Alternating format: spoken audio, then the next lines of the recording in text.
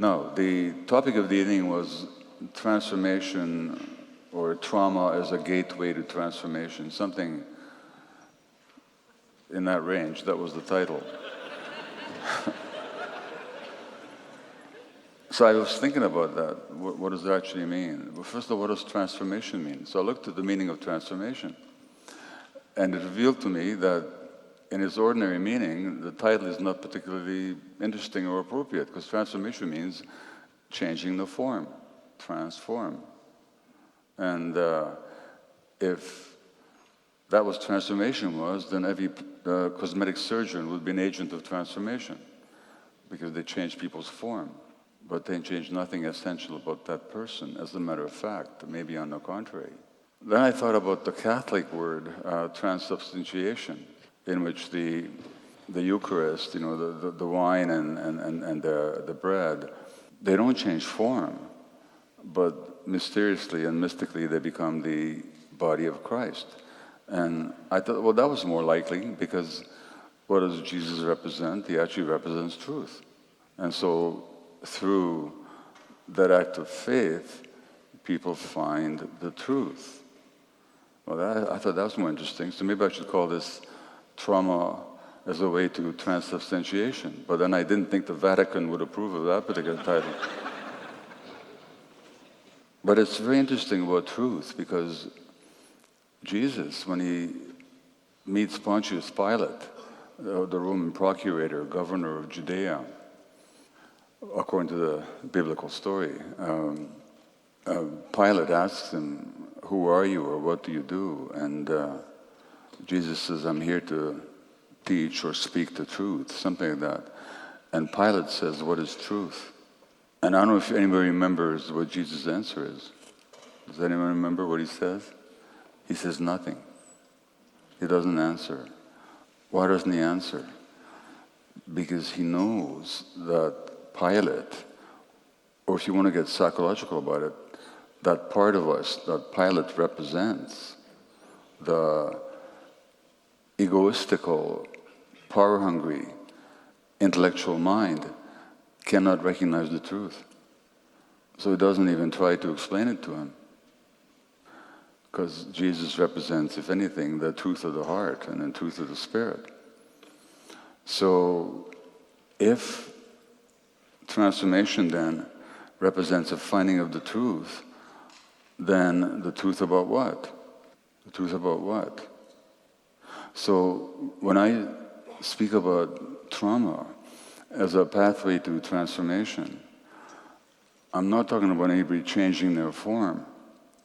I'm also not talking about anybody changing their substance. Like in the transubstantiation, the bread and the wine become the mystical body of Jesus. So the substance changes without the form changing.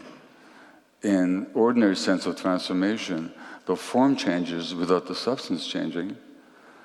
In that religious sense, insofar as I can understand it, the substance changes without the form changing. But then we ask ourselves, what truth are we seeking? And ultimately, all religious, all spiritual pathways, and I should say also all psychological methods worth their salt,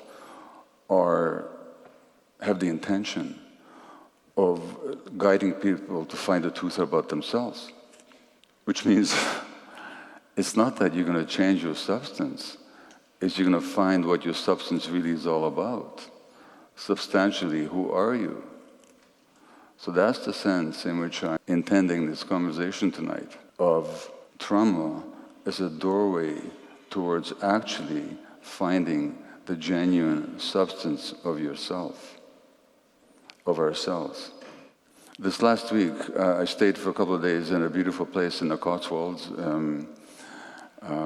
with a friend who told me the tragic reality that 2 weeks ago, one of her friends killed herself. And this friend who's relating the story told me that something invited her, in fact called her to go into the forest, this beautiful forest. And as she walked in the forest, she felt immense grief, and joy at the same time. Now you think, what possible joy could there be in the aftermath of such a tragic event? Because, my friend said, I was fully experiencing myself as alive, and that grief is a genuine aspect of who I am. And to experience that, to be able to feel all that, was a source of joy. Now, that may seem, I don't know, an arbitrary way of looking at it, but actually isn't. It turns out that just as we have brain circuits for joy and love and caring, we also have brain circuitry for grief. So grief is actually a part of who we are. Much of the problem with people, and much of the impact of trauma, is that people don't feel grief in a genuine sense. They don't permit themselves to grieve. And everything else that shows up, the addictions and the coping mechanisms and the behaviors designed to get ourselves away from our genuine experience, are all attempts to avoid the grief. So I'm going to bring somebody up on stage right now, just to introduce this topic of transformation through trauma. And in this case, it's a transformation in the physical sense as well. So I met Valentina, I think 4 years ago now, here in London.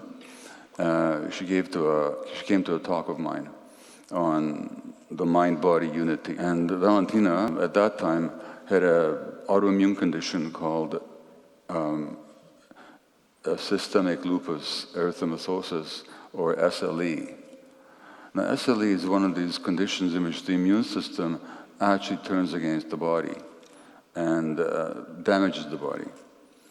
In her case, her fingers were white as chalk because part of this disease process is that it cuts off the circulation to the digits. And on her face, you could have seen what's called the butterfly rash of SLE. It really is like a butterfly. It's two red patches here on the cheeks, and then the bridge across the nose. It's called the butterfly rash. Now, 90% of people with SLE are women, and that's a medical mystery. No mystery to me, by the way. Not at this point in terms of what I come to understand, but it's a medical mystery. What's causing this? The disease is considered to be incurable, progressive, and very often lethal. 4 years ago, that's the kind of diagnosis and prognosis that Valentina was given. You meet her now, her fingers are pink as they ought to be, there's no rash, she's got no disease. And this is completely contrary to any medical expectation or prognosis or understanding. So I'm going to just invite Valentina now to talk to me a bit about her story, which will help to illuminate our subject for tonight. So first of all, thanks for coming up. Want to grab the mic? Is it working? I think, yeah. Yeah. Okay. So, well, again, thanks a lot. It's certainly been a transformation since I last saw you in person. How old are you now? 34. Okay. And when did your illness come on? Well, I had white hands for 16 years of my life, and I got the autoimmune disease diagnosis 4 years ago. No, you know what? I need to. Can you come up here and stand up here, because I don't hear the microphone back there. So, you were diagnosed at what age? Well, Raynaud syndrome when I was 16. When you're 16, yeah. And the lupus when I was 30. But in the middle, I had like every possible IBS. I didn't get my period. I couldn't eat many things because they were triggering every possible reaction. I had IBS for sure. Irritable bowel syndrome. Yes, irritable bowel syndrome. I had migraines. I was sick all the time. So. Okay. And the SLE? 4 years ago, and it was a progression of symptoms. And my joints were stiff when I was waking up. My hands were like this. My knees were hurting. Then my blood exams started also to show antibodies of LSD. And and then 4 years ago they said, well, it looks like that. Yeah. What did they tell you? To take cortisone. Yeah. Now, or Bazone. And just think about that one for a minute. They told her to take cortisol. Now, cortisol, as some of you may know, is a stress hormone. It's secreted by the adrenal gland. Adrenal on top of the kidney, renal, adrenal on top of the kidney. The adrenal gland is our stress gland. It responds to stress or threat by secreting the stress hormones, adrenaline and cortisol. Now, if you look at medicine and medical practice, we treat almost everything with cortisol. If you go to a physician with inflamed skin, you're going to get a cortisol cream. If you go with inflamed lungs, as in asthma, you get a cortisol inhaler.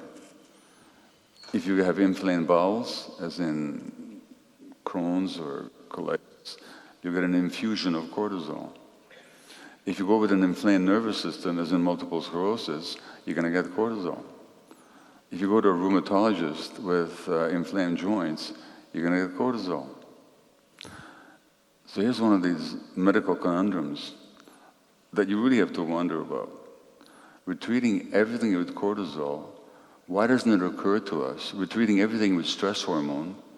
Why doesn't it occur to us, just maybe, these conditions have something to do with stress? It would seem like an obvious question to ask. No. In general, and I'm not criticizing individual physicians here, I'm talking about the medical mindset as it's taught to doctors. It just doesn't concern itself with that very obvious question. Anyway, they told you that you need cortisol, and what did they tell you about your prognosis? They said take Plaquenil for 2 years and then come back. And yeah, Okay. I didn't want to, and I went to meet Gabor and started working on my mind and on my trauma. Yeah. And I never started it, and I'm in complete remission since 2 years almost. And there is nothing on paper, no medicine, no white hands. Never anything came back. So my hands are completely okay. Like on paper, I'm healthy. I never ever had a migraine again. I can eat whatever I want. I did a lot of somatic therapy together with Gabor's work. I really had to like move my body and to combine the two things, and so it's possible. And what are you willing to share about your trauma and what you learned by dealing with your trauma? Yeah, only say as much as comfortable for you. Of course, it's fine. It was very difficult at the beginning because taking the CI program, CI Compassionate Inquiry program of Gabor, at the beginning I had many realizations of what happened in my childhood where I was in the complete darkness. There were moments where I really needed the support and the holding space of the community because it was too much for me to take. But then I started to see light and to progress because I understood I'm not alone, and it's trauma, it's what happened, even though everybody did the best they could when I was a child, like my parents, for example. And then it's a transformation. We just keep going, you keep working on different traumas and different things that come up, and the holding space was important, and certain people who helped me very deeply in those moments, I'll be eternally grateful. It's not easy because sometimes you think, I prefer to take a pill because I can no longer. But to be strong and to hold on and to go through this, it's very transformational, and then you will start to see the progress, and that keeps you going. Every small step was like a light. And how would you describe yourself sort of before this transformational process began for you, and as compared to how you experience yourself now? What can you say about that? I think I was a prisoner of my body. I was a prisoner of my mind as well. Mm-hmm. I was a prisoner of what I do is defining who I am, and what I do is defining who I am, which has nothing to do with the true self. it gave me much strength to be who I am, and not to feel shame and all those deep emotions that we all have as friends sometimes, guilt, shame, pain, feeling not good enough. I feel free, I feel very peaceful, and I feel very calm. I would have been here like 4 years ago talking, no, and nowadays, like, I would have been so nervous, and now it's like, I'm very calm, because when you find this calmness and this peace, then everything is just beautiful. It's just, and we realize that we can all make it. Like, if I could make it, everybody is able to heal and do this. So it's. In retrospect, what's your attitude towards your disease? Can you repeat the question? In retrospect, what's your attitude towards your disease? I embrace it. I think it was the best life teacher ever. And I think that everything that comes and happens, yes, it's difficult, it might be terrible, but it's always a life teacher, and life wants to tell you something. And there's an expression in yoga where you say, all is perfect as it is. And it's very difficult at the beginning to relate to it, but once you relate to it, you understand that it's sometimes the best thing that can happen to you. And for sure it's to me, because I'm so grateful for being connected to myself that I would never change my experience. So it's the truth about yourself that you discovered. That's what you found. Well, thank you so much for coming up. Thank you. Thank you.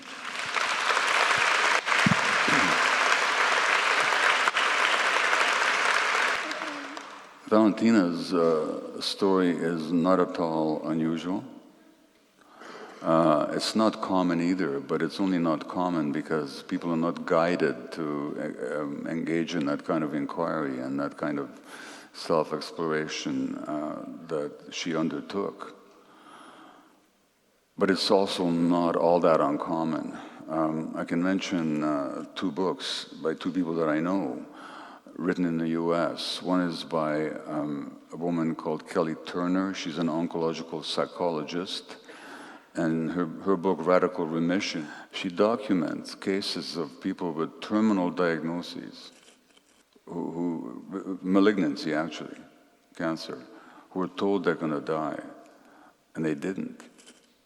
I mean, their prognosis was like 0, and they didn't die. They're thriving. The other book is called Cured, the original title was the Miraculous Science of Spontaneous Remission. That was the original subtitle. The paperback has come out with a different subtitle, but Jeffrey Rediger, a Harvard psychiatrist and hospital director, wrote that book, published last year, and he did the same thing.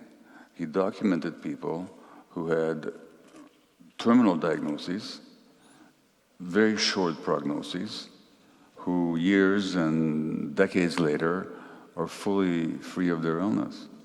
The reality is, and I've seen the same thing, I could tell you stories of miracles like that. Not that I'm promising anything, I'm just saying I've seen what's possible, for some people at least. And there's nothing spontaneous about these remissions. We call them spontaneous remissions as doctors only because we don't understand why they happened. So we think it's like, happened spontaneously. Well, why don't we understand what happened? Because we never ask. If somebody had asked, and I don't know what, Valentina, your experience was, if you ever saw your doctors again, probably nobody asked what you did. They didn't ask, did they?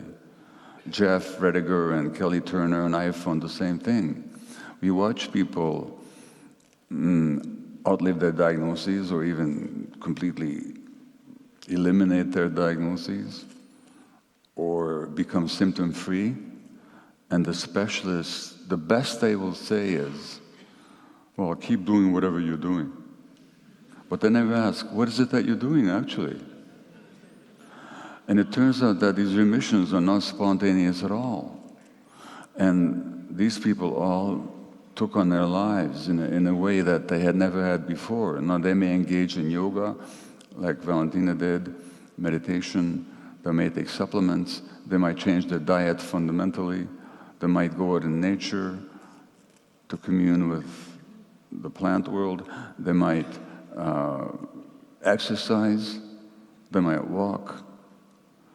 But the fundamental change in all these cases is their relationship to themselves, so that the disease actually becomes a doorway to themselves.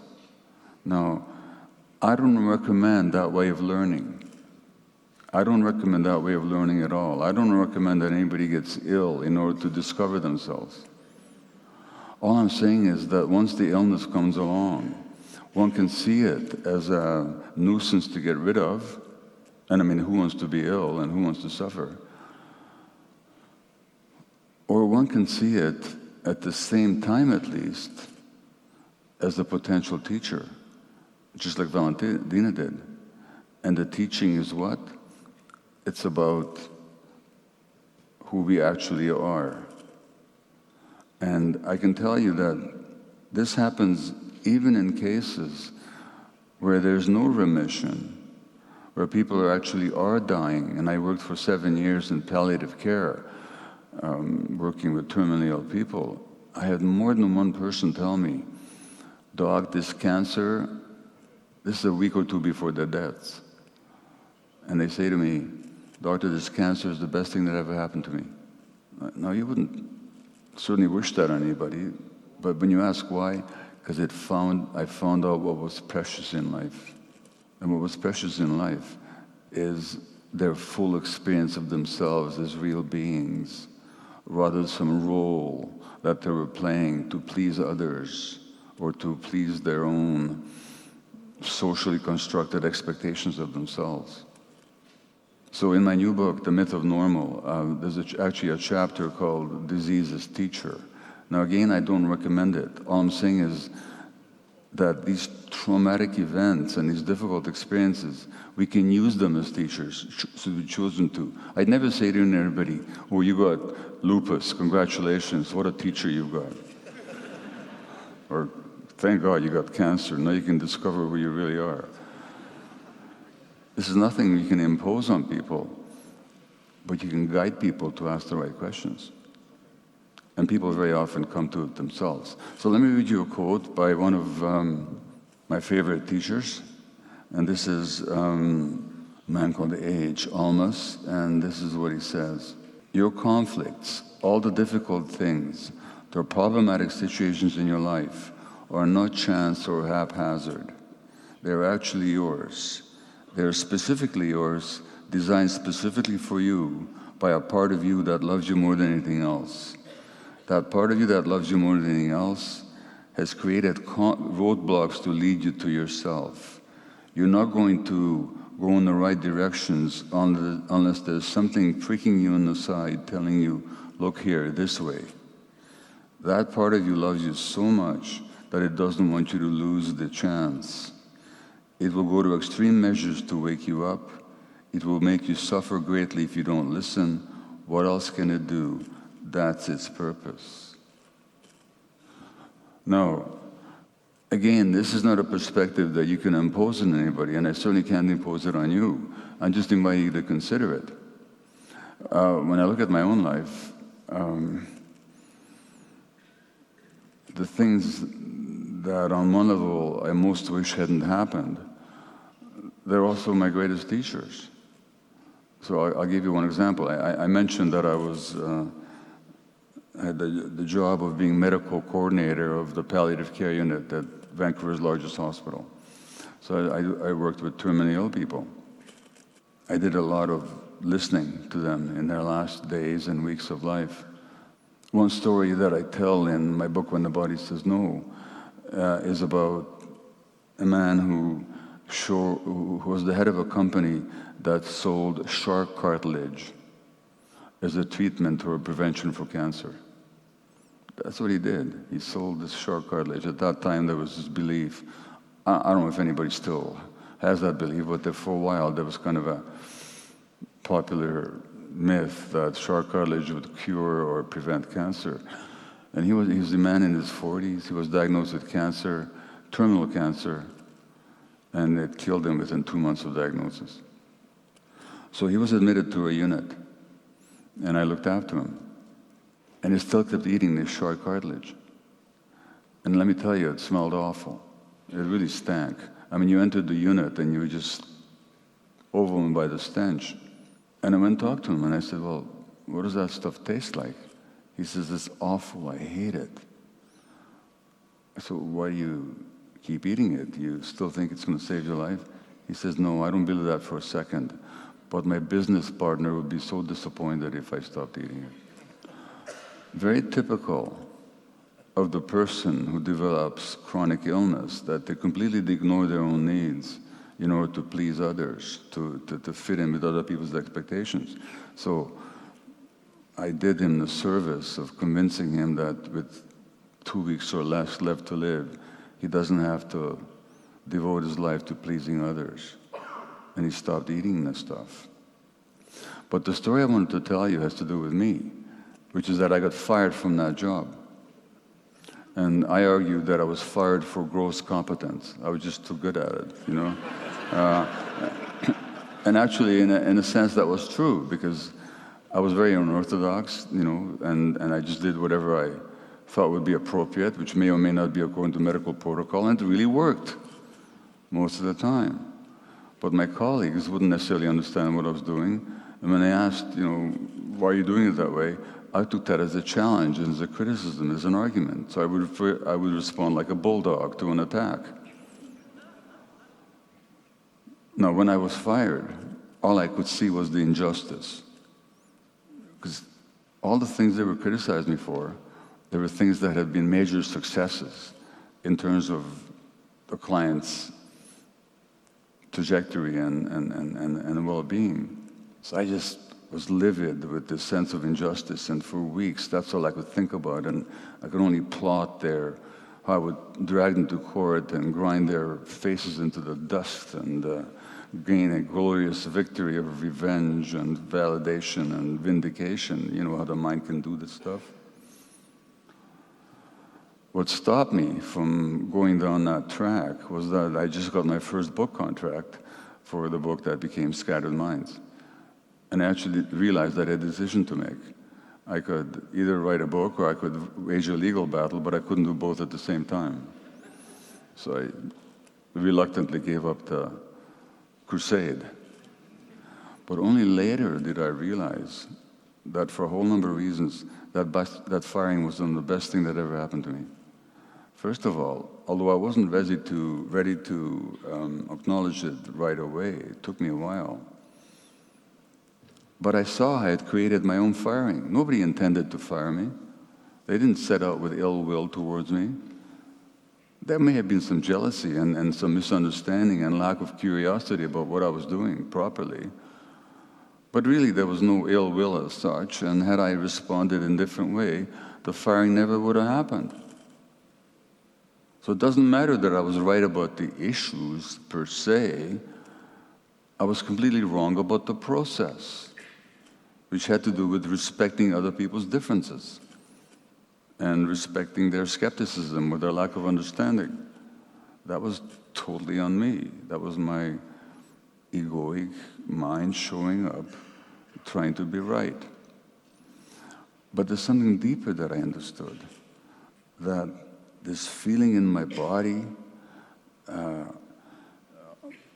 all that was swirling in my belly and my chest, all associated with these thoughts of injustice, there's nothing new about that. I'd known that all my life.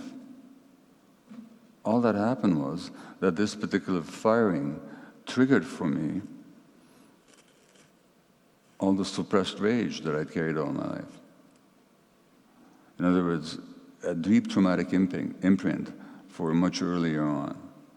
So here's an example where a potentially difficult, problematic situation, to quote Alma's, actually turned out to be my best teacher.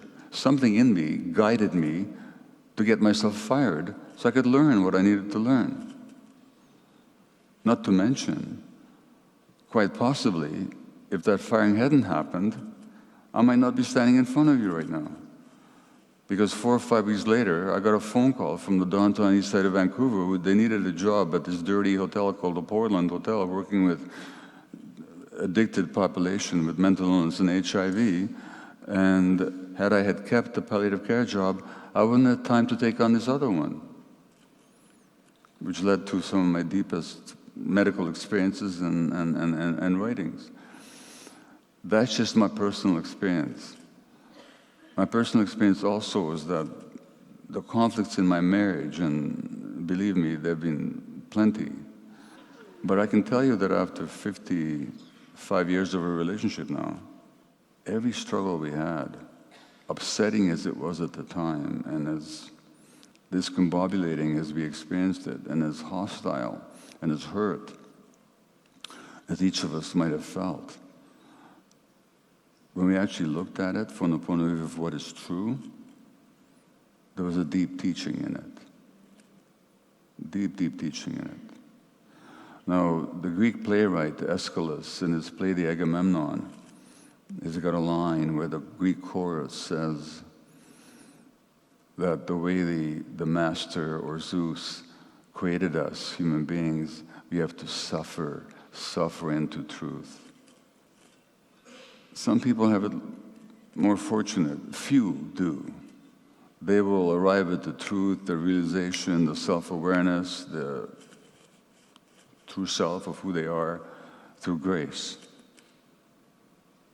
Most of us are not in that category. Most of us have to suffer into truth. And then it becomes a question of how should we regard suffering? Should we regard it as an enemy or as a potential guide?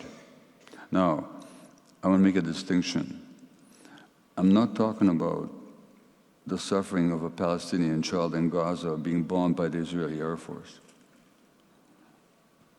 I'm not talking about the suffering of a Ukrainian child being bombed by the Russian Air Force. I'm not talking about the suffering of a person of color in a racist society. I'm not saying that this suffering is a great thing, that something pricking them in the side, leading them back to themselves. No, that suffering is imposed from the outside, unfairly and unjustifiably. I'm talking about the suffering which we actually create for ourselves, unwittingly, not deliberately, not because we're culpable, not because we're stupid either. As a matter of fact, a lot of the suffering they experience, a lot of the suffering that we experience is actually a manifestation of the wisdom of the human organism. Now, how can suffering be a manifestation of the of the wisdom of the human organism? Well, that man who sold shark cartilage, he didn't start out life pleasing everybody. As I have often asked audiences, have you ever met the one-day-old baby who will suppress their own needs in order to please others? You know, I'm hungry and I'm wet and I'm lonely, but mom and dad have been working so hard all day, I better not bother them right now with my petty little hungers and needs, you know. No, they'll scream out their needs. But something happens. Something happens between how we're born and then, as we end up as adults, eating this terrible concoction simply to please somebody else. That something that happens is actually a manifestation of the wisdom of the human organism. Valentina, I'm sure if I'd asked her more about her personality before the onset of her various illnesses and symptoms, and before the initiation of her transformative self-inquiry, would probably have told me that she was one of these people that suppressed their own needs, that everybody would have seen as pretty nice, that didn't know how to experience healthy anger or how to manifest it when necessary, who's probably concerned with responsibility for how other people feel and a compulsive fear of disappointing anybody. I've just described, by the way, the disease-prone personality. Now, how does that develop, though? Well, again, this is what I talk about, the wisdom of the human organism. Because as children, we have two essential needs. Well, we have a number of needs, but in this case, I'm talking about two needs that, when aligned with each other, are tremendously supportive, and when they're in conflict, they're tremendously disruptive. So the primary need we do have as infants, as not just as human beings, but as mammals, is we have this need to attach, to belong to somebody, to be taken care of. Otherwise, we obviously don't survive. As humans, being the most helpless, least developed, and most dependent, and least mature for the longest period of time, creatures in the universe. So this need for attachment that we have is wired into our brains. And we are meant to experience grief and panic when those attachment needs are withdrawn. That's a good thing. Because if I experience panic as an infant, I'm going to scream. And that scream should bring the parents running to meet my needs. The parents, in turn, in their brain, there's a circuitry for, I'm here, by the way, quoting a great neuroscientist called Dr. Jaak Panksepp, who is one of the great neuroscientists of the last half century at least. And we have these brain circuits that we share with other animals. We have a system for care, which actually impels us to look after the vulnerable. That's part of our nature. He actually capitalizes these circuitry: care, C-A-R-E, panic, grief, and so on. We have other circuits as well. So we have this need to be taken care of, and the nurturing figures have this drive to take care of us. That's called attachment, the connection for the purpose of being taken care of, or of taking care of the other. Well, that's good. But we also, and we also have a need for what I call authenticity. Now, what is authenticity? Authenticity comes from the Greek word auto, the self. So we have the need to be ourselves.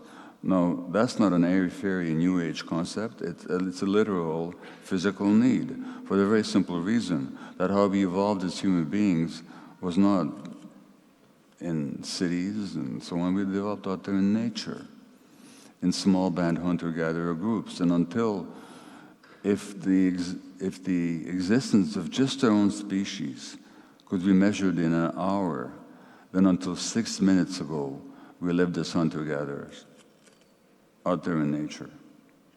Now, if we're not in touch with our gut feelings, just how long do we survive out there? How long does any creature in the wild survive without their gut feelings? So that's not a negotiable need either. And that's authenticity, just being in touch with ourselves, fully, with our bodies, with our feelings, and having the capacity to act on that information that our feelings give us, our gut feelings give us. So we have the need for authenticity, we have the need for attachment. That's fine. But what happens if our environment, and by the way, I've done this with many audiences, let me do it with you here. I'm going to ask you to raise your hand if you've had the experience of having a powerful gut feeling about something, ignoring it, and being sorry afterwards. Just raise your hand, okay? I mean, it's the vast majority of the audience. The story you just told me is about your childhood. Because you were born perfectly in touch with your gut feelings. If you're at all a healthy infant, you were born perfectly in touch with your gut feelings. At a certain point, you had to learn that you better not pay attention to that. Even if you feel the gut feeling, don't heed it. Why? Because doing so might put you at odds with your environment. Your nurturing figures may not be able to accept who you really are. And who you really are is what you're feeling at that moment. So a lot of parenting experts and psychologists will tell parents how to deal with an angry child. And most of that advice has to do with coercing the child out of their anger. In other words, forcing the child, for the sake of attachment to the parents to suppress their gut feelings and their actual experience of themselves. This happens almost automatically in this society. So then we lose touch with ourselves. There's a wisdom in that. The wisdom is that it helps you maintain your attachments to the people that you're dependent upon. So it's not a mistake on your part that you suppressed yourself. No, it wasn't an act of stupidity. It was an act of deep wisdom on the part of nature and your own particular organism. The trouble is that that same adaptation, which helped you maintain your attachment relationships, exact a heavy price later on in life, in the form of mental health, in the form of physical illness, in the form of relationship issues, in the form of not knowing yourself, in the form of behaviors that you don't even understand anymore. And then you're like Dante, who wrote the Divine Comedy, and that beautiful, difficult, but magnificent poem, one of the great creations of world literature, begins with a midlife crisis. Dante finds himself all of a sudden in a dark forest. He's lost. He says, I don't know how I got lost. And I don't know how to get out of here. Basically, he's lost the connection to himself. He doesn't know how to regain his true self, and he has to then go through hell first. He has to deal with the trauma. He has to deal with all the dark stuff, all the shadowy stuff, before he can emerge into the light and go through purgatory and finally enter the divine light. So the way through transformation in the Divine Comedy begins with a loss of self and a loss of connection, or an awareness of that. Who am I anyway? And then a reconnection by going through the shadows of Inferno. And that's kind of what Aeschylus was also talking about, that we have to suffer into truth. Now, what does all this have to do with trauma? Well, that depends very much on how you understand trauma. If you understand trauma as bad things happening to you, what I'm saying doesn't make a whole lot of sense. But if you understand trauma the way I see it, and I'm not unique in seeing it this way, trauma is not what happens to you. Trauma is what happens inside you as a result of what happens to you. So the word trauma itself comes from a Greek word for wound. Trauma is a wound. So trauma is a psychic wounding. So when I'm walking around the park near my home, consumed by revenge fantasies and deep hurt about my firing, what's actually happening is that a very early psychic wound of life being very unfair and me suffering for no reason that I can figure out. That's what gets triggered. So trauma is this wound that you sustain. It's not what happened to you, it's what happened inside you as a result of what happened to you. And I'm not the first one to say this, but the greatest aspect of trauma is the loss of connection to yourself. And that's the truth then, that you spend so much effort to rediscover, oh, who am I anyway? And that's the transformation. So it's not that you become a different substance, it's that you actually find out the substance that you actually are. That's the challenge. The trauma disconnected from us that, but it's by dealing with the trauma, by understanding it, by recognizing it, that we can actually reconnect. So I'll quote you again from this same teacher, Almas, and he says, give me a moment here, the fundamental thing that happened,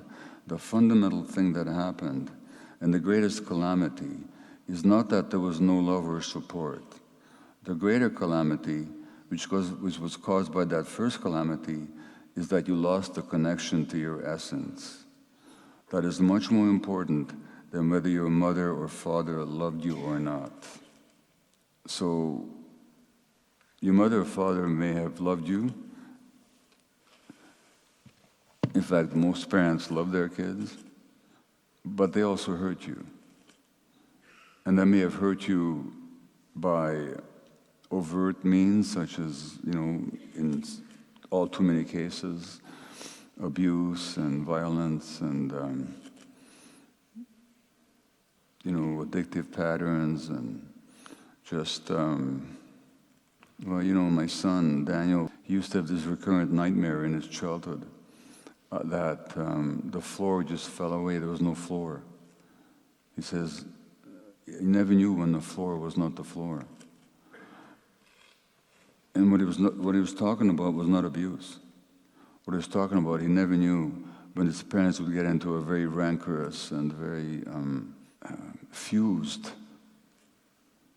conflict, which just charged the home atmosphere with anger and fear, which this sensitive child then had to absorb and deal with. So the trauma is not just about how do we deal with all that. Well, we deal with all that. It's too much to experience. As infants, as young children, it's too much to experience. You can tell how conflictual a marriage is by at least two ways. One is, you can ask the parents, how is your relationship? The other is, you can measure the child's stress hormone levels in their urine. That'll tell you how conflictual the parents' relationship is. So a lot of children in our society get hurt, traumatized really, and by that trauma I mean that disconnection from the self, not because the parents are deliberately or overtly hurting them, but because just who the parents are being, let alone the failure of so many parents, not as their own personal fault, but social pressure and false parenting advice and all that to meet the child's needs. And when our needs are not met, we experience panic and grief and pain.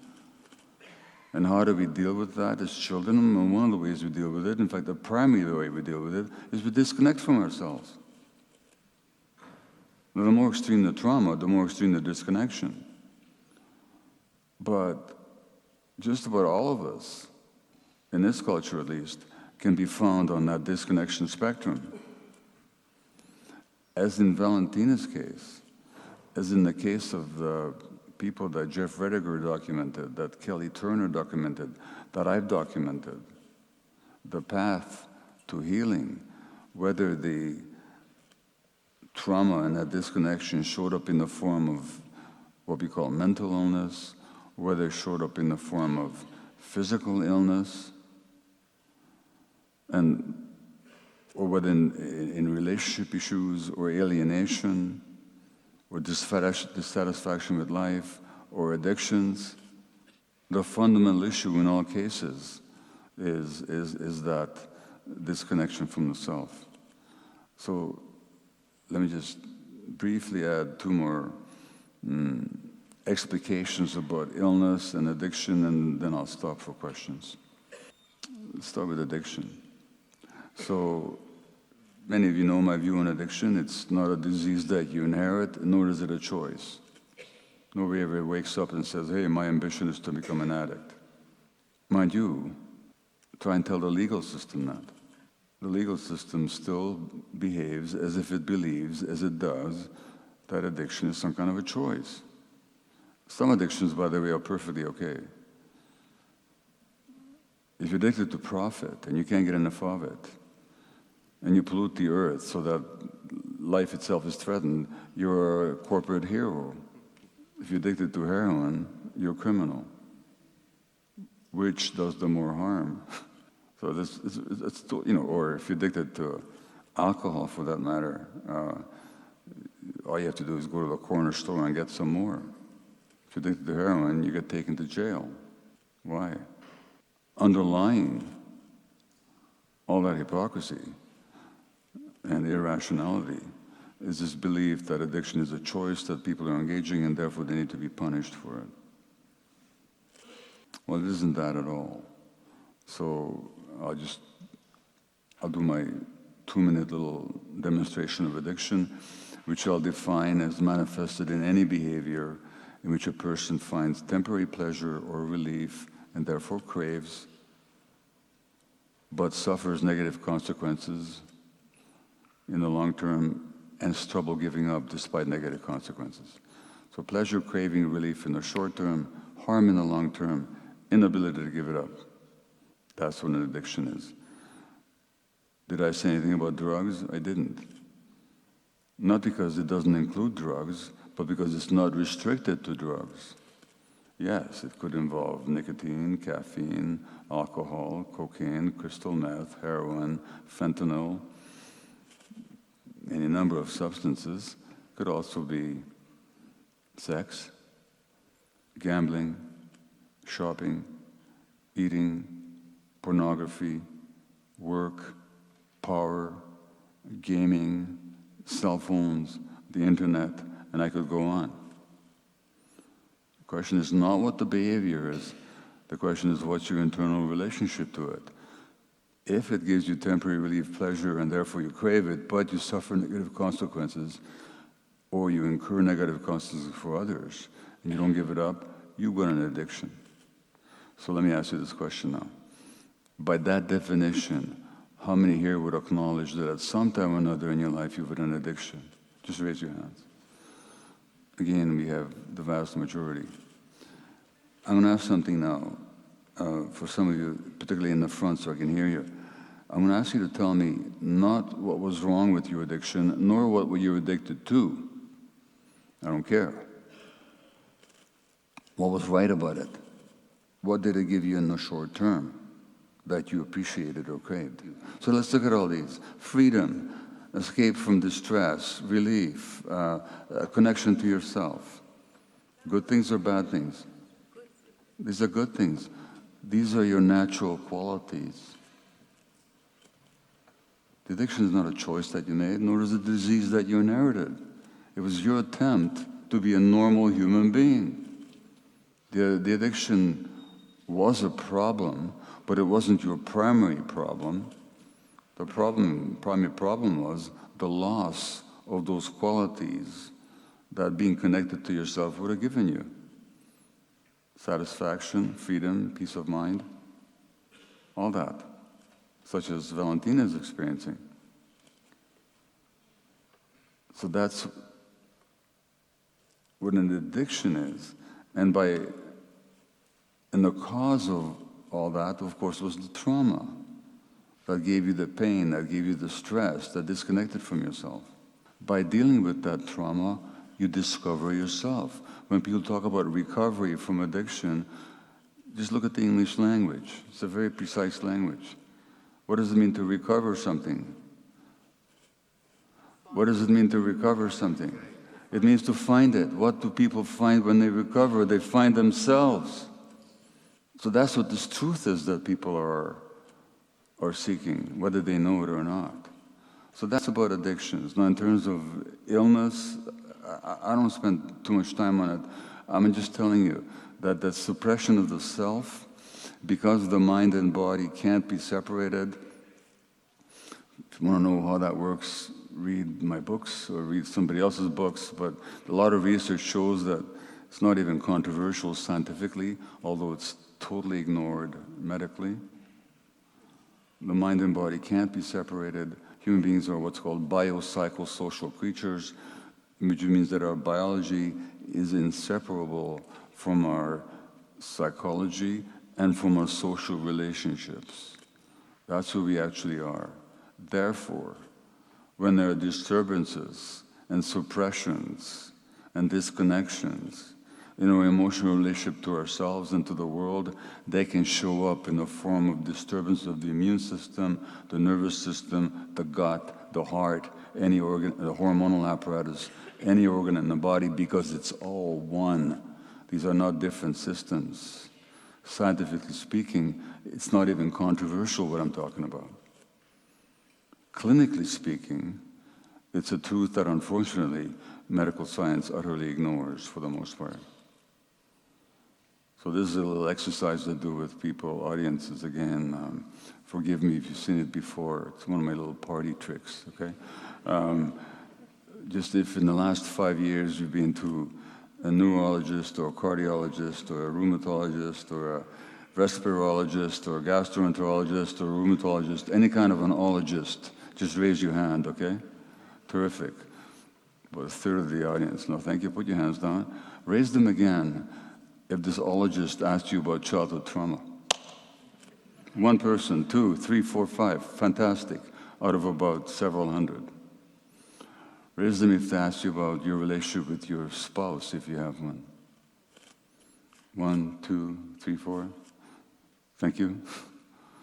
Raise your hands up if they ask you about how you feel about yourself as a human being. One person, you have a good doctor.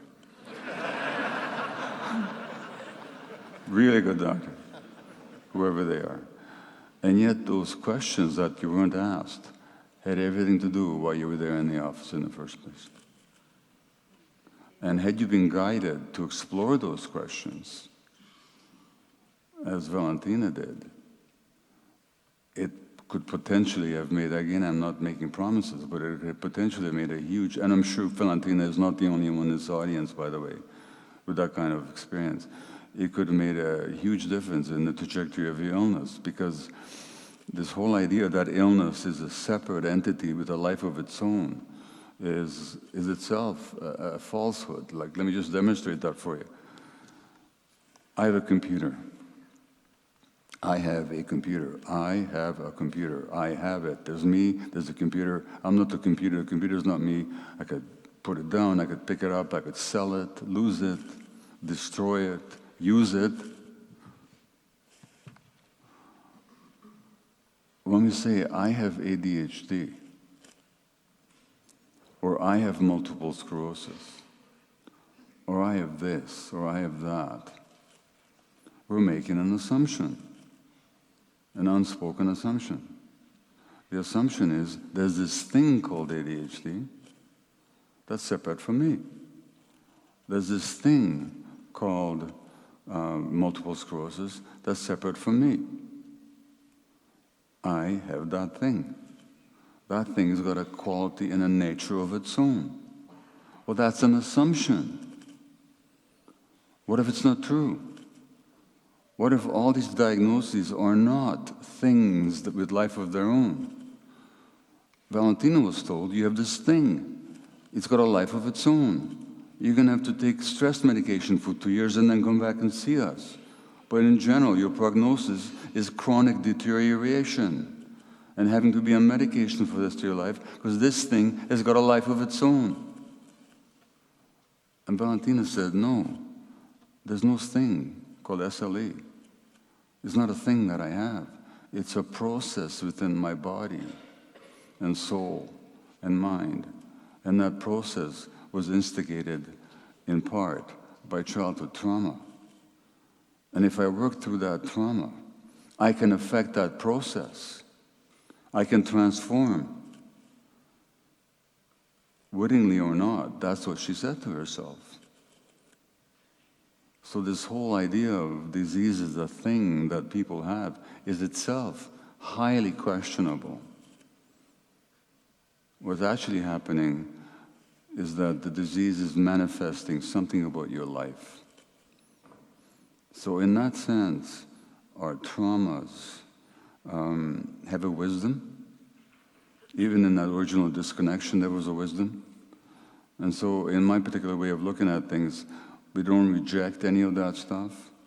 We don't reject the illness. That doesn't mean we don't want the illness cured. It doesn't mean we won't do our best to heal by whatever form it takes, with, without, or in conjoined with medical treatment, of course. But we don't reject it.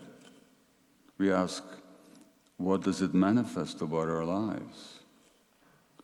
What does it manifest about the way that we relate to ourselves? What can it teach us about ourselves that if we knew, our lives may become so much more meaningful? And I'll finish with this part anyway, with a story of of a man who came to a healing retreat I led once. Now, this man had ALS, amyotrophic lateral sclerosis, known in Britain as motor neuron disease, and it's a degenerative, almost uniformly fatal condition of the nervous system. Literally, you end up paralyzed, unable to breathe. It's like being buried alive, as somebody with ALS once told me. And in general, we doctors say, A, we don't know what causes it, B, we don't know how to cure it. Stephen Hawking, very famously, the physicist, was diagnosed at age 20. He was given 2 years to live. He lived, another 52, 53, 55 years, became one of the world's great scientists and scientific writers. You'd think something like that would cause us physicians to ask ourselves, or at least to say to ourselves, well, gosh, maybe there's some things we don't understand, at the very least. At the very least. It's also the case that there's some, very few, complete remissions from ALS, even with people who've been on respirators. There's something that goes on that we don't quite understand just yet. But I can tell you that the kind of person that gets ALS is typically people emotionally completely repressed, without exception. Without exception. Those people with ALS that learn how to express anger, they have relief of their symptoms. Amazingly enough, although in my thinking, not amazing at all, because that repression of anger is one of the influences that led to their condition in the first place. It's not the only thing, but it's really contributed to it majorly. So that's ALS, or motor neuron disease, being in Britain now. A man came to a healing retreat I led once. I was working with this plant called ayahuasca, which I've worked with now for about going on to 14 years now. And it's a healing plant from the Amazon forests of Colombia, Peru, Brazil, and Ecuador. And it's a shamanic plant. And I worked with it not in the sense of pretending to be or acting like a shaman, but somebody who would help people formulate their intentions and interpret their experience afterwards and relate them to their life goals and their life experience. So I was pretty adept at doing that. The ceremonies themselves are always led by shamans. This man came to one of our retreats quite some years ago, and it's even possible that with what I know now, I could be of more help to him than I was then. But he had the kind of motor neuron disease which affected not his limbs at first, but what's called bulbar form, which meant that his nerves that regulated his voice and his breathing and swallowing were affected first. So he could walk, he wasn't paralyzed, but he breathed with some difficulty, and he spoke with a very halting voice, and he said, "I am here because I want to live," he said the first day.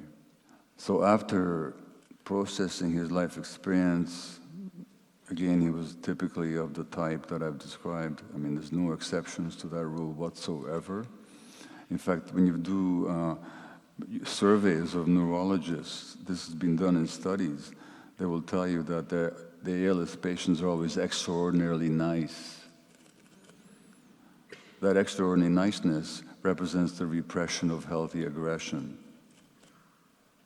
It's just that they do these surveys, but they never ask themselves, gee, does that have something to do with the illness, maybe? And what if we help people reconnect to their anger and their trauma? And what, these questions are not asked. So this man had been diagnosed, and he said in his halting voice, "I want to live." So after the processing, the discussions, and connecting with other people, and sharing about himself vulnerably like he's never done in his whole life, and doing 2 ceremonies with the plant, on the last day he said, in a much firmer voice, he said, "When I came here, I said I wanted to live, and by that I thought that I wanted to live longer. But I know now that that's not what matters. What matters is that for each moment that I'm alive, I want to be fully alive, fully myself. That's what I want now. I want to live. So he lived another 1.5 years or so. We kept getting letters of joy and gratitude from him. And after his death, which happened pretty much in line with his prognosis, from his family, about what those last 18 months or so had meant to them as a whole family of being fully present with this person who's fully present to themselves. So that same wisdom in the trauma that made us disconnect from ourselves in the first place will also show up in our form of suffering later on to lead us back to ourselves. And that's the sense in which I mean that trauma can be a pathway to transformation. Not that we become somebody else, not that we take on a different shape, not that our substance changes, but that we actually discover the joy of our genuine substance, our genuine essence. And that's why I asked Valentina to join me on stage in the beginning. Thanks for your attention. That's what I want to say up till now. Thank you. Hi. Hi, so I'm an addict in recovery and ADHD. Now stop right there. Sorry. You're not an addict in recovery, are you? That's No. not who you are. No. You're going through a process. Now when you say, I'm an addict in recovery, you're identifying with that process. You're saying that's who you are. Do you understand what I'm saying? Yes, yeah. Okay. Definitely. So, apart from that, please go on. Yeah, my question was, I know obviously with ayahuasca and there's microdosing that's coming through at the moment and the research that's kind of coming up behind that. Obviously with someone who has experienced addiction, what would you advise people who've had addiction to also go down the route of like microdosing and things? Because obviously there's a bit of a risk, isn't there? I don't have much experience with microdosing. I also haven't seen any persuasive research that it really works.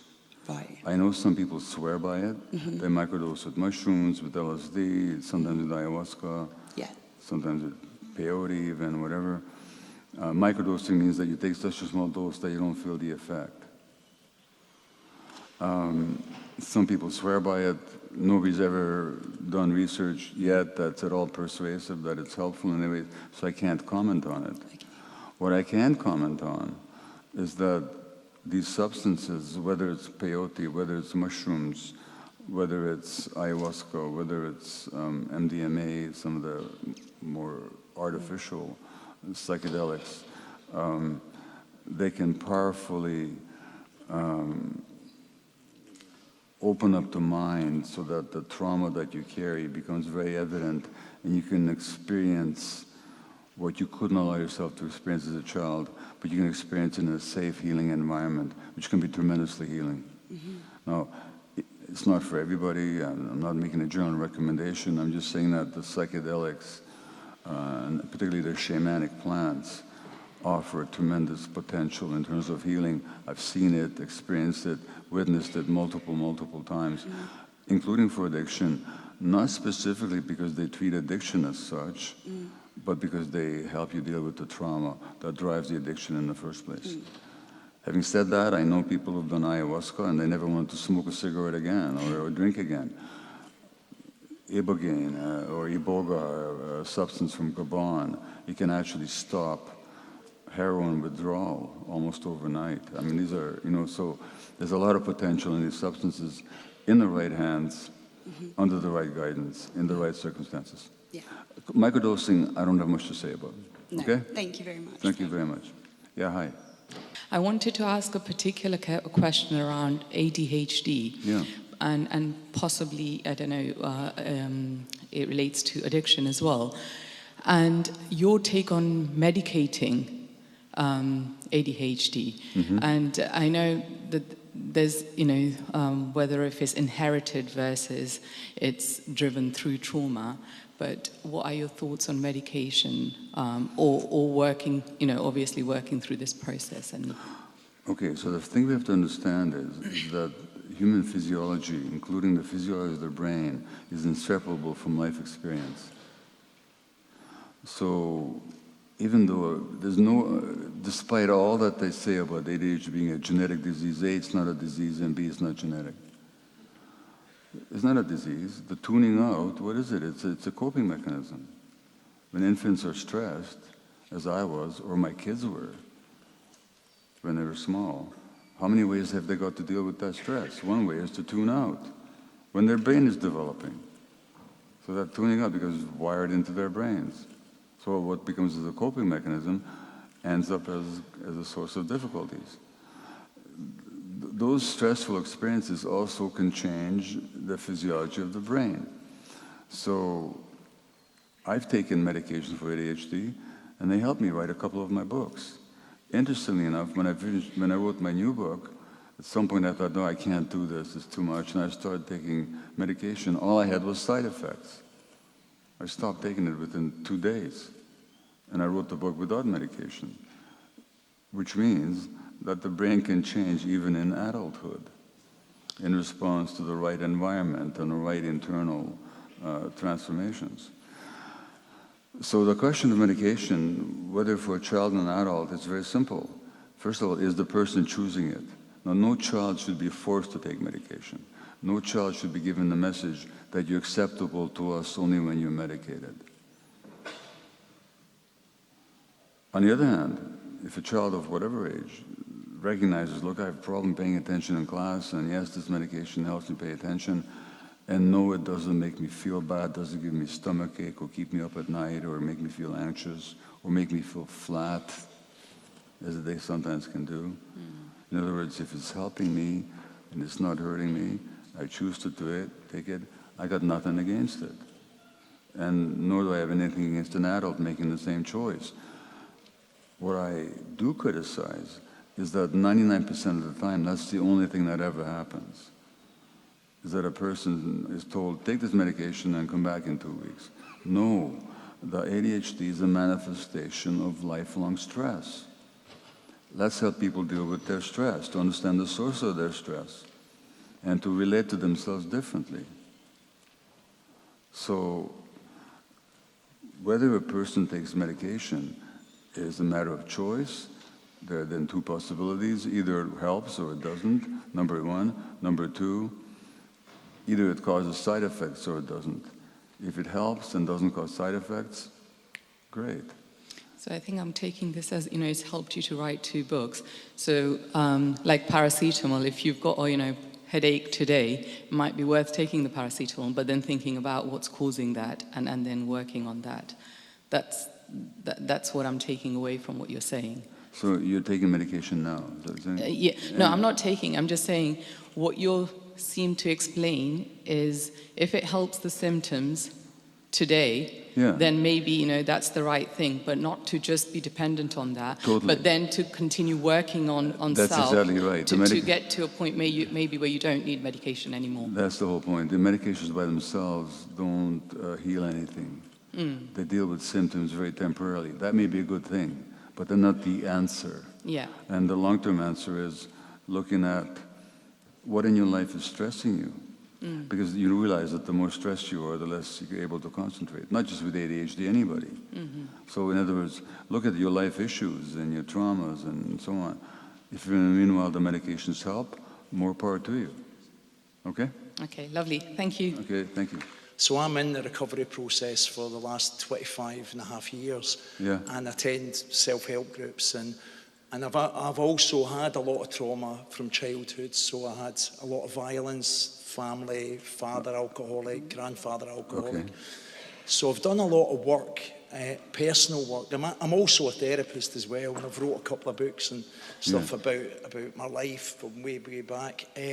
But do you believe then that if you deal with the underlying trauma and you deal with, whether that's with EMDR or whatever sort of process that you have for the trauma, then later on you could then, for somebody like me, right, who's not used no drug, no drink for 25 and a half years, that I could then recreationally introduce drugs or alcohol? It's a very common question. I'll give you 2 answers. One is theoretical one, there is a practical one, okay? Yeah. The theoretical one is, I don't believe that once an alcoholic, always an alcoholic. It's not in your genes, it's not in your nature. It was your response. I mean, in America at least, there used to be a saying about somebody who drank too much, they say, oh, well, he's feeling no pain. That's what it's all about. You just didn't want to feel your pain, did you? Yeah, for sure. You know, so once you deal with your source of your pain, theoretically, why shouldn't you be able to have a drink? As a matter of fact, a lot of people have been able to do that. That's the theoretical answer. So, That's the theoretical answer. The practical answer is, why would you want to find out? yeah, exactly.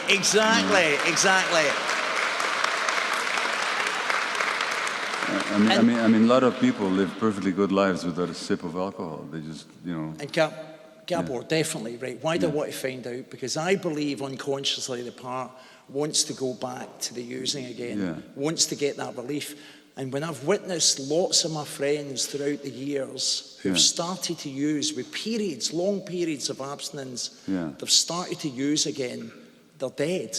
I mean, honestly, they're dead because because I'm sure that what you're describing is accurate, because abstinence is not the same as sobriety. Yeah. Abstinence is that you're staying away from something. Sober means that you're actually fully present. And those people are abstinent but not sober. And naturally, since they hadn't processed, and I have to say that the addiction treatment world, including the 12-step groups, are not particularly good at addressing trauma. For all the good that they do, that's not something they do very well. So a lot of people can become abstinent without becoming sober. Okay? Yeah, it's cool. Thank you. Okay, so I come from a family of 8 children. Yeah. Okay, massive intergenerational trauma, massive trauma in our household. There's 5 of us left. Yeah.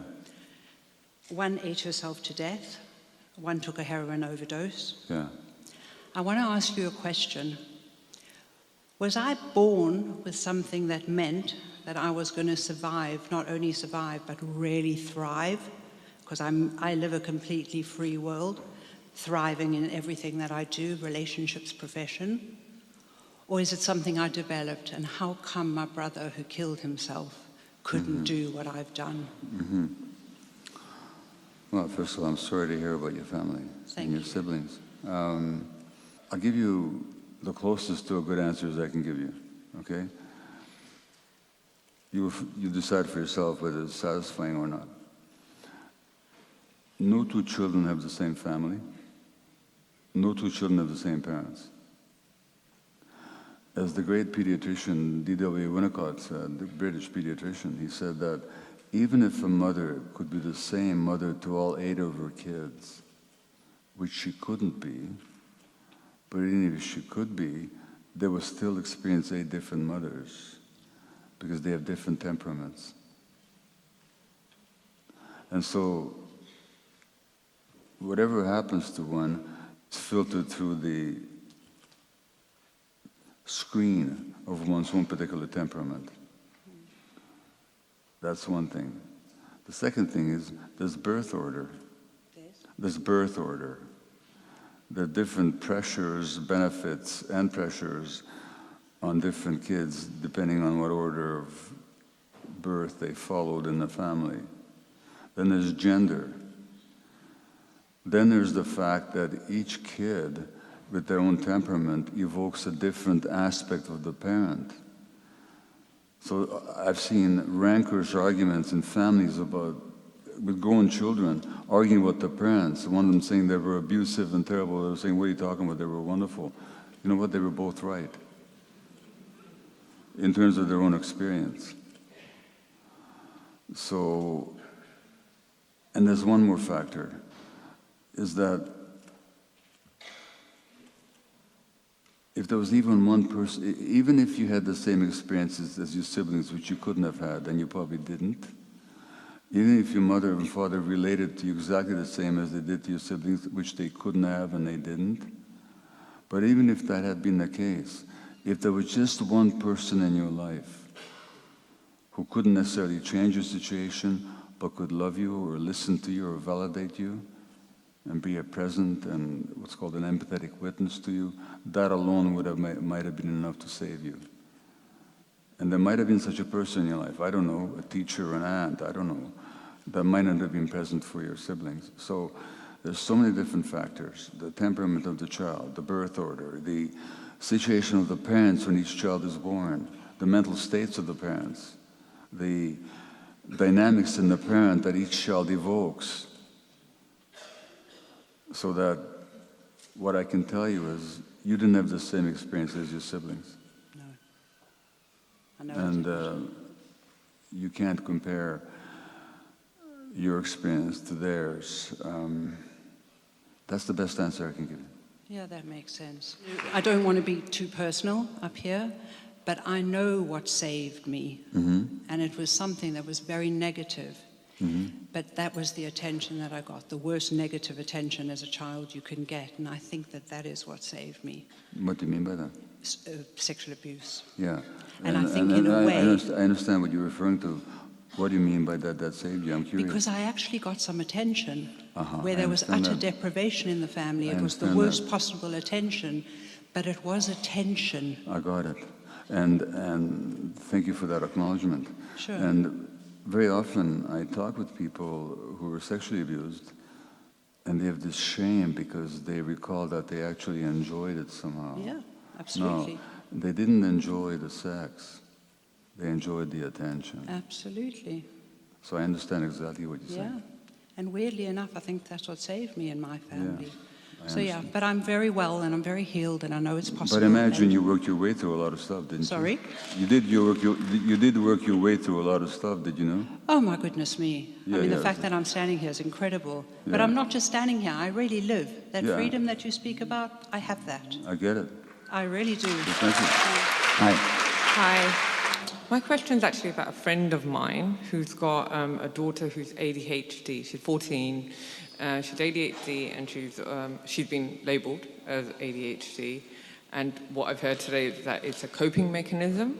And children, like we were saying, it's a choice of medication or not. If we're not going to go down the medication route, then how is it approached? Do they need to go to...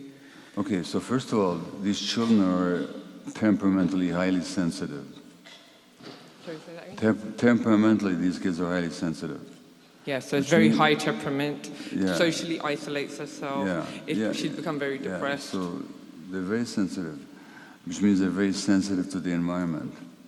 Sensitive from the word sensere, to feel in Latin. They feel everything. To heal them, you have to heal their environment. If the parents are full of stress, Yes. and if the parents don't understand the child, that will make it almost impossible for that child to heal. So the mum is very... So what we need to do, Hyper so, as well. so the person who need the people who need the help here are the parents. They need to learn about themselves and their own traumas and how they, and the stresses that they carry, that their child is absorbing. So I wouldn't be here working so much on the child. Well, if the child is old enough and want to work on themselves, that's great. They can go to play therapy or music therapy or work, but art therapy. But the real healing has to happen on whoever's parenting this child. Yeah. And very often parents are a bit reluctant. They bring the child, just fix my kid, Yeah. not realizing that the child is manifesting the stresses in the environment. And so if her mum has ADHD as well, and she looks at it as a gift, but she Can you also... speak to the mic? She looks at it as a gift, right? Like that she has... the mum has ADHD as Yeah. well. And, but she struggles with it. Yeah. And I So- guess there is that reluctance. Okay, so your To see if question, there's trauma. so the question is, can this mom be guided to get some help for herself? Okay, that's the Okay? route. My question is, if it's not the parents' fault, Yeah. like that trauma happens, Yeah. where do you suggest to let out repressed anger or Oh, emotion? well, wait a minute now. Anger has nothing to do with fault. Anger is an experience that people have when their boundaries are transgressed or when their needs are frustrated. Whether it's anybody's fault or whether it's not is irrelevant. So the anger is legitimate, it's an authentic feeling. What you're asking is, can you be angry without blaming? Yeah, you can be angry, because it's not a question of can you be angry. The fact is you are angry. That anger is inside you, isn't it? And it shows up in one way or another. Either it forms up by you pushing it down, in which case they get depressed. What do you call, when you push something down, you call it depressing it. So your anger might show up in a form of depression. It might show up in a form of an autoimmune disease. Might show up, like my anger often has, in inappropriate outbursts at people who didn't cause it. But it's going to show up one way or the other. Blame has nothing to do with it. It's a question of allowing that genuine experience. In order to do that, you don't have to make it anybody's fault. You can intellectually understand that your parents did their best, and whatever they did came out of their own trauma. You can intellectually understand all that. That's good, but it doesn't in any way diminish the genuine anger that's inside you, which is the authentic response of the child. Okay, so don't link anger with blame. Okay. Okay? Thank you. Thank you. I have a 16 years adopted daughter.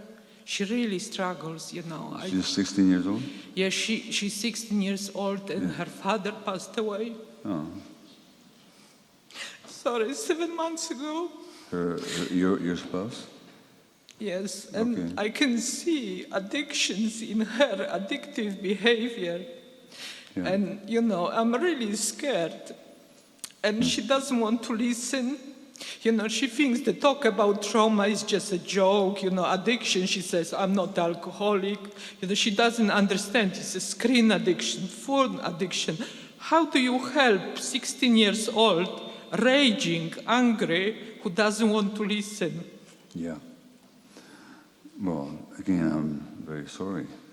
For this child has already experienced a major loss before she ever met you. You understand that? Yes. She spent 9 months in the uterus of a woman who probably didn't want her, or at least who couldn't have her. And then she actually experienced the separation from that body that carried her and in which she was conceived. That's a major loss. And unfortunately, adoptive parents, at least in the old days, I don't know if you were, they were not informed at what a potential powder keg they're taking on. Not that that should dissuade them from the adoption, which is a very generous and beautiful thing to do, but which should help you prepare for the challenge of what you're facing. So she experienced that already before you met her. And now she has this major loss. All the grief and all the rage that she's had since infancy is not coming out of her. Your job is not to try and convince her about trauma or to teach her anything, but to be a safe container for her. When she's in a rage, sweetheart, you're so angry right now, I get it. That's all. Not that you shouldn't be angry, not that here's the reason why you're angry, but just, you know what? If you need to have your rage, I'm here with you. Have your rage. Don't be threatened by it.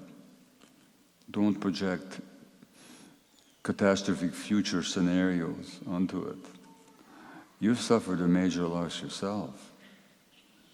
And so it's difficult staggering under that loss to then provide support to somebody else, but that's what you took on. And if you're up for it, just be there for her and allow her to go through her stuff without catastrophizing it or prophesying about it or without rejecting it. And for God's sakes, get yourself whatever help you can, because this is too much to bear for one person. You need the support. Not just she needs the support, You need the support. Are you getting support? Are you getting support? No, I can't find the support. Are you talking to anybody about your emotions and your Yes. experiences? Yes. Okay, that's good. Well, you continue to do that. And when she's ready, and it's 16-year-olds are often not ready for any kind of help. They don't want to recognize there's anything wrong. Just make space for her. That's all I can tell you. Where does that leave you when I say that? I am doing that, but I can feel that her rage and anger affects me. Yeah. Yes. I don't know how much I can take. Well, get help with that. Get help with that. I totally get it, what it's like for a parent to experience the rage and grief of a child, and how uncomfortable and helpless that makes us feel sometimes. But it's not the child's responsibility. It's our responsibility as adults, as much as we can, to get help with that. I'll guarantee you that this is maybe hard for you to receive. I don't know if it is or not, but how it affects you has got nothing to do with her. It has to do with unresolved stuff in yourself. Her rage and hostility directed at you, difficult as it is to receive, is also bringing up material in you that's been there for a long time, long before you ever met her. That would be my guess. Yes. I have 5 adopted children, Yeah.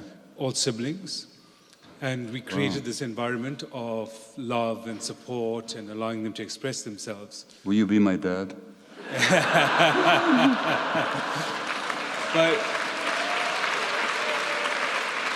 But the issue is that through that, they didn't have attention before, Yeah. and it became competitive. Yeah. So they started to manipulate and lie Yeah. to get attention. So we never knew when they were really angry Yeah. or when they were really sad, Yeah. and we never knew when they were really being competitive. Yeah.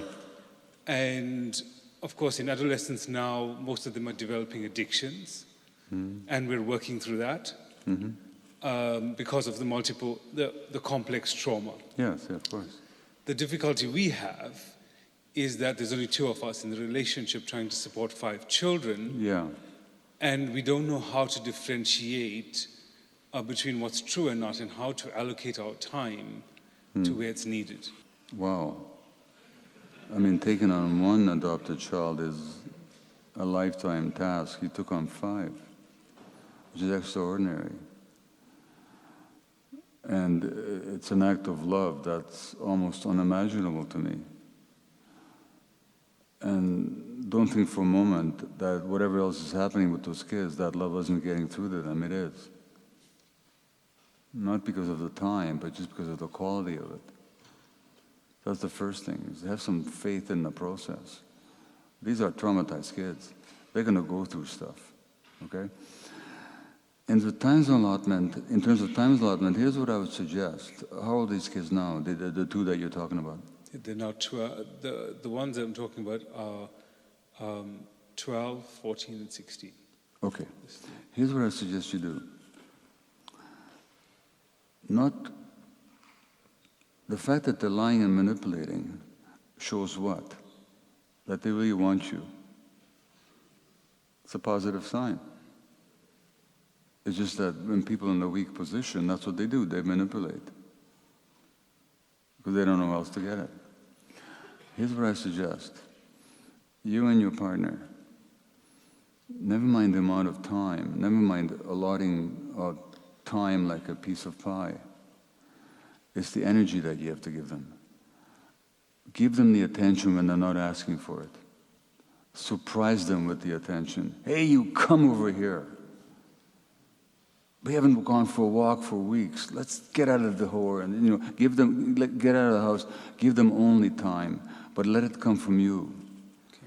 Because if they have to ask for it, even if they get it, there's still an insecurity that they lived with. That, am I getting this because they really want to give it to me? Or are they giving it to me because I cajoled it out of them? But if it comes from you, if you initiate it with enthusiasm, when you have that energy, it won't take much. It's not a question of how much time, it's a question of how much energy can you voluntarily surprise them with so that you give them attention till it's coming out of their ears. It takes only 5 minutes.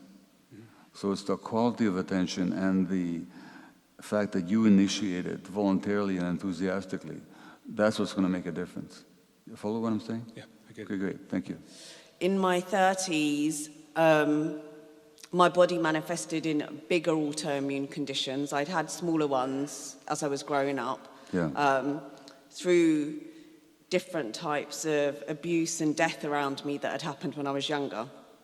And so in my 30s, it got triggered, the biggest being it manifested in colitis, psoriasis head to toe on my body, hypothyroidism, and adrenal fatigue as well, like depleted all the time, which then led on to 9 months of drinking myself to oblivion because it really helped me. It was the best comfort that I could get. Sure. And then when I came through that, then trying to really work through my emotions, my mental health and state. So when the bigger illnesses came in 2009 to 2014, I was placed on lots of pharmaceutical drugs, as the lady earlier mentioned, from steroids to organ anti-rejection drugs to mild chemo that then damaged my liver. Yeah. So I came off of all of that in 2015 and have been working on myself through natural remedies, as you mentioned. The biggest connection for me is my mental and emotional state and how that can affect me. And to your earlier point that sometimes I can manifest micro trauma in myself just from things that are happening around me. So what I have managed to do is put several of those conditions into remission for a period of time, which has been great. Psoriasis is still present. It affects my quality of life immensely. It can be severely disabling and affects my social life, which is hard when you're naturally an introvert anyway. Yeah. And so what I'm trying to work out right now is, should I be focused on what more work can I do with people to connect with myself, to put my psoriasis into remission, or should I stop fixating so much on that and just live in the present and just let that be? Well, so those are two options. There might be other ones. First of all, how do you feel about the psoriasis? If you asked me to write a love letter to it, I could write a love letter thanking it for all the things it's taught me about myself. Great. And at the same time, I can sit here and go, bleep, bleep, bleep, bleep, bleep, I hate you so much. Yeah. I would work with both of those parts. Okay. Number one. Number two, what if you let it teach you? Like if you had a flare-up, I don't imagine it's always the same condition, is it? It must flare up and remit and come back and go away? It's consistently flared up. I've had 3 bouts of remission. Okay, so you have had remissions. I have had, and what was really surprising is last November I went away on a short break and I was mentally just exhausted, so I did nothing on holiday. I didn't see anybody, I just did nothing. And? It's 70% remission from not thinking. Isn't that amazing? Because I I say that sarcastically. Okay? Yeah. Nothing amazing about it at all. Your body's saying no. You have to deal with the question of what are you not saying no to in your life that the psoriasis has to do for you. Let it teach you. When there's a flare-up, what didn't I say no to? What did I take on? How did I stress myself? The challenge with that is other people accepting no. Oh, well, no, wait a minute now. That takes us back to the question of authenticity versus attachment, doesn't it? You have a decision to make. Do you want a relationship with other people, or do you want it with yourself? Ideally, you'll be able to do both, but with some people in your life, you won't be able to. Some people in your life want you conditionally. They don't want you, they want your inauthentic self, because that's what they're comfortable with. When you listen to yourself, they're not going to like it. They will not like you. You have a decision to make. Nobody can make that decision for you. I certainly can't. But your decision is, do I want myself, or do I want these other people's approbation, approval, love, and acceptance? No, nobody can answer that question for you. But if you take that question on and let the psoriasis inform you about where you're not listening to yourself, you'll find it become an even better friend than you've experienced it so far. Okay. Okay? Thank you so much. Thank you. The thing about this point about authenticity versus attachment is that as children we had no choice in the matter. In fact, we even identified the inauthenticity with our survival. That's why it's so hard to give up. Once you identify something that's your survival, how are you going to give it up? But the fact is, you're not that child anymore. And you actually can claim that freedom to choose the authenticity, regardless of the attachment. And I can tell you that in my own marriage, my wife really has had to choose authenticity. And that means she had to say, I'm not putting up with this stuff. If that means losing you out of my life as my spouse, I'd rather have myself than you in my life. I had to respond to that. I had to then decide, how am I going to choose to be in response to that challenge? But she made that choice, thank God. You know, and she was ready, and she's still ready to make that choice. I don't imagine the circumstance will arise where she'll have to exercise that option, if I can put it that way. But she certainly made it clear. And I'm grateful for it, because it challenges me to, well, who am I really? So that choice between authenticity and attachment, it's a constant, lifelong and daily choice. And only you can decide which you're going to go with. And some relationships are not going to survive. That's just how it is. But I've been addicted to heroin and crack since I was 16, and I'm now 57, and it's only like in my 50s that I've realized about the trauma thing, because, you know, yeah, I went through a lot of trauma. My mum passed away, but she had mental health and addiction issues as well. And I just feel desperate. I just feel so desperate, and I don't even, you know, the ayahuasca thing, I know that at some point I definitely 100% want to do that. But in the UK, I don't even know, like, what help I can just get generally, because I've been waiting for a couple of years to see a psychiatrist, and all he said to me was, up your medication. I'm on antidepressants. Yeah. So I just feel desperate. 12-step meetings, like, I just kind of, you know, I've tried them over a lot of years, but I just end up feeling more of a failure because, you know, I can't do the total abstinence thing, and... So you're still using it right now? Yeah, and I read your book, Hungry Ghosts, and that's exactly what it is, what it feels like, just that constant craving. Is methadone or Suboxone available to you? Yeah, I mean, I've got Subutex. I've got loads of them because I was scripted for those. Hopefully there's no one from the drug agent. But I was scripted and I wasn't taking them. So I've got loads of them at home. I've got a load of medication, you know, but it's just what... Okay, do you have resources financially? No, that's the thing, like everything that I look up, I Google everything from my depression that I've had since I was a kid to addiction, anything new that comes out, and it's all like, oh, this looks great, but then it's, you know, a lot of money. So the answer I is just feel desperate because I don't know like where to turn. I've read a lot of stuff, but what I realised, I can't think myself or read myself well.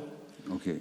The best substance to get people off heroin is actually an African plant called iboga. I did that in my early 20s. Yeah. You did that, and how was that for you? Yeah, it was. I actually went to Czechoslovakia, Czech Republic, to do it because it wasn't legal here, and it was. Yeah, I mean, I'm more leaning towards ayahuasca. But it was kind of helpful. You want to do ayahuasca?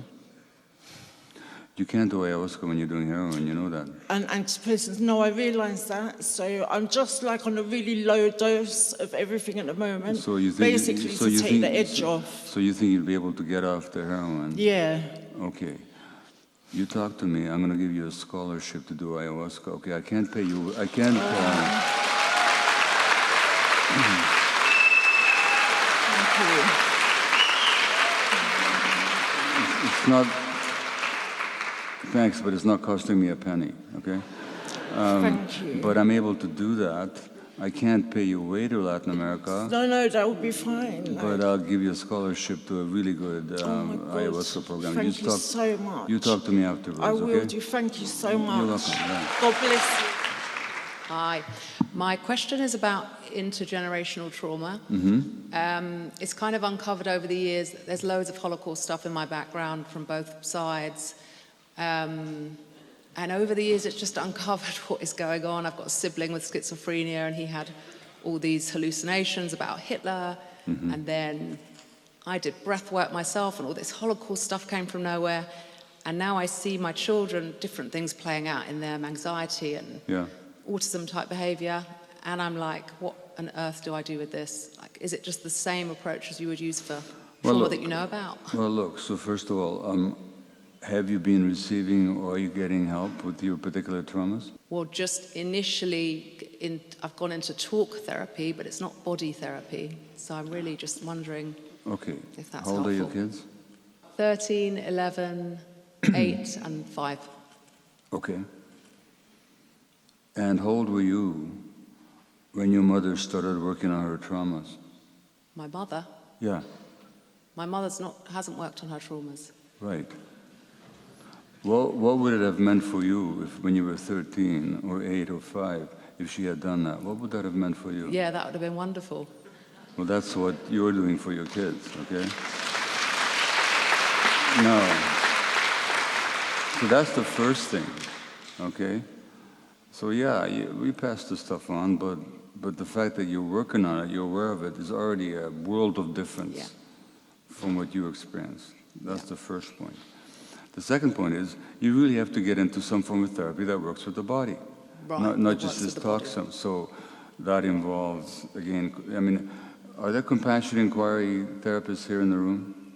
Just raise your hand over there. You know, a bunch of people I've trained, you can work with them. Okay? But there are other forms. I mentioned craniosacral. I mentioned somatic experiencing.